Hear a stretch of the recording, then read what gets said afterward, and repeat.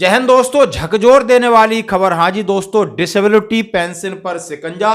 चाहे आप अफसर हैं, जेसीओ जवान हैं, आपको डिसेबिलिटी पेंशन मिल रही है तो होगी बंद। और उसकी सूची तैयार कर ली गई है दोस्तों, और इसके लिए उच्च न्यायालय में जाया जाएगा। और कहा गया है कि 40% अधिकारी गलत तरीके से पेंशन ले रहे हैं, इसलिए यह फैसला उठाया गया है। और ये जो फैसला, इससे 4,000 करोड़ की होगी बचत। खबर करते हैं विस्तार से, आखिर क्या है मामला और ये किसके ऊपर चलेगी कैंची।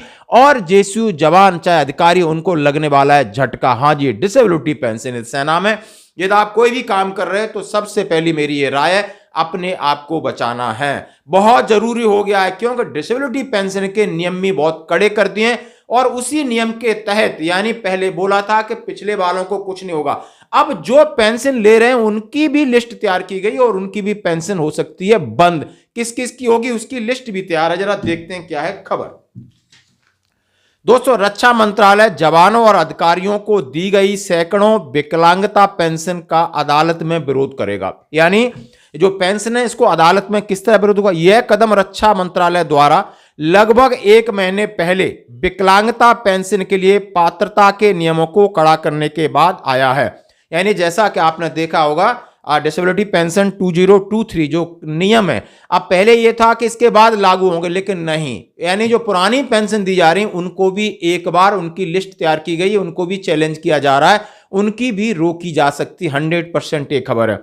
रक्षा मंत्रालय एमओडी इसमें पात्रता नियमों में कड़ा करने के बाद अफसर जेसीयू एनसीयू उनको जो पेंशन मिल रही है उनके खिलाफ अदालत में लड़ने का फैसला किया। ये खबर है दोस्तों, बिल्कुल ब्लैक एंड व्हाइट में। एडजुटेंट जनरल की शाखा ने सभी सेना के कमांडों को कानूनी कक्षों को एक पत्र लिखा है। यानी सभी कमांड्स को एक पत्र लिखा है, और वो क्या एक्शन लेना है उनमें, ये देखिए।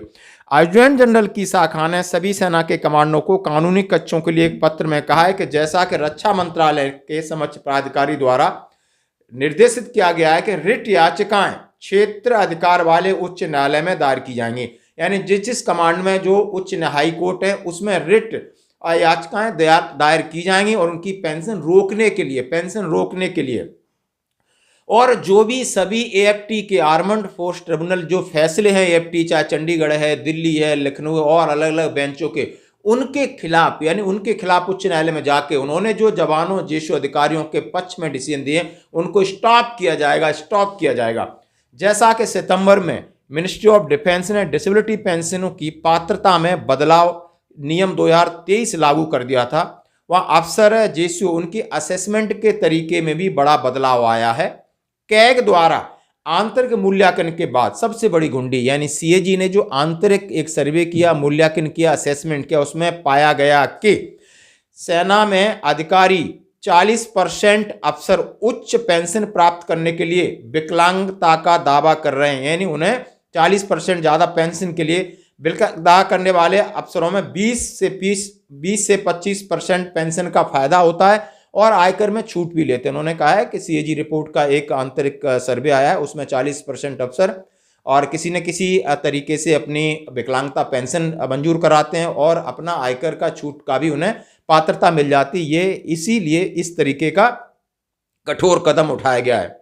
उन्होंने कहा है कि वार्षिक पेंशन जो कि 10,000 करोड़ है उसको कम करके 4,000 करोड़ की बचत होने की संभावना है। उन्होंने देखो सीधा कहा है कि बिल्कुल बनिया वाली बात है कि जो 10,000 करोड़ अभी चल रहा है उसमें से 4,000 करोड़ बचत करेंगे, 6,000 करोड़ रुपए रह जाएगा।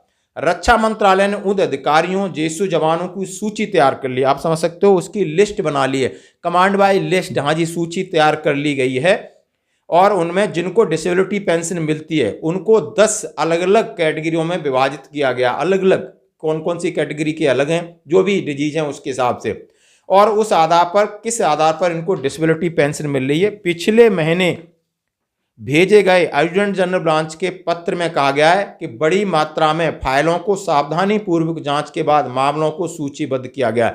उन्होंने कहा हर एक की एक फाइल, उनके पूरे जो भी आरएमबी आईएमबी जो भी रिपोर्ट है उनको पूरा पढ़ा गया है और सूची तैयार की गई है, ताकि इन लोगों के खिलाफ उच्च न्यायालय में केस किया जाएगा और उनकी पेंशन बंद की जाएगी।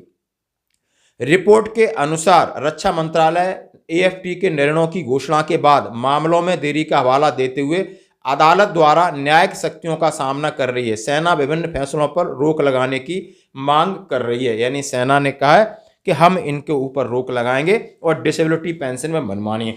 अभी मैं सारांश में करूं तो आप समझ सकते हो कि जो भी लोग अभी तक ऐसा लग रहा था कि जो ले लिया उन्होंने ले लिया, आगे वालों के नियम ये सख्त होगा, लेकिन ऐसा नहीं है। जो जो ले रहे हैं उनके ऊपर भी शिकंजा है और सभी कमांड्स को लेटर दे दिया गया है ताकि वो उच्च न्यायालय में रिट पिटीशन दायर करेंगे और उनकी पूरी जितनी फाइल हैं कमांड वाइज उनका पूरा सावधानीपूर्वक स्टडी कर लिया गया है, उनको सूचीबद्ध कर दिया गया है, उनकी लिस्ट बनाई गई है।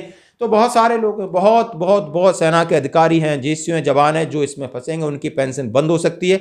और ऐसा एमओडी का निर्णय बहुत बड़ा जाल है जो फैलाया गया है और इस जाल का मतलब वही है कि इन्होंने लगभग 4000 करोड़ रुपए अपने बचाने हैं। जब उनका इंटेंशन यही है तो इसका मतलब अब उच्च न्यायालय का क्या आदेश या रहता है वो आप समझ सकते हो। ये आप सब जानते हो कि उच्च न्यायालय हैं या इन्हीं के पक्ष में ये फैसले देंगे। एएफटी ने जो भी जवानों के पक्ष में फैसले दिए उनका न तो इम्प्लीमेंट किया गया है, अब और सीधा विरोध हो रहा है, अब और सीधा उन्हें चैलेंज करके बिल्कुल खत्म किया जा रहा है। आप देख सकते हो ये हो क्या रहा है। धन्यवाद दोस्तों।